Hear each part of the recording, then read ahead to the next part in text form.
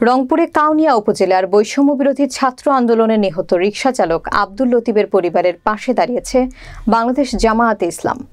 বিস্তারিত থাকছে কাউনিয়া প্রতিনিধি সাইফুল ইসলামের তথ্যচিত্রে। শনিবার বিকেলে বৈষম্য বিরোধী ছাত্র আন্দোলনে নিহত কাউনিয়া উপজেলার শহীদবাগ ইউনিয়নের বল্লভ বভিসু গ্রামের নিহত আব্দুল লতিফের বাড়িতে গিয়ে তাদের পরিবারের খোঁজ খবর নেন এবং কবর জিয়ারত করে তার বাবাকে নগদ ১ লক্ষ টাকা প্রদান করেন রংপুর জেলা জামায়াতে ইসলামী আমির অধ্যাপক গোলাম রব্বানী। এ সময় উপস্থিত ছিলেন রংপুর জেলা জামায়াতের সেক্রেটারি মাওলানা এনামুল হক, উপজেলা আমির মাওলানা আব্দুস সালাম সরকার, শহীদবাগ ইউনিয়ন জামায়াতের আমির অধ্যাপক মাওলানা এমদাদুল হক, সাধারণ সম্পাদক গোলাম কিবরিয়া, ইমামগঞ্জ স্কুল অ্যান্ড কলেজের সাবেক অধ্যক্ষ সেকেন্দার আলী বিএসসি, উপজেলা ছাত্র শিবিরের সভাপতি মোক্তারুল ইসলাম সহ জামায়াতে ইসলামীর নেতৃবৃন্দ।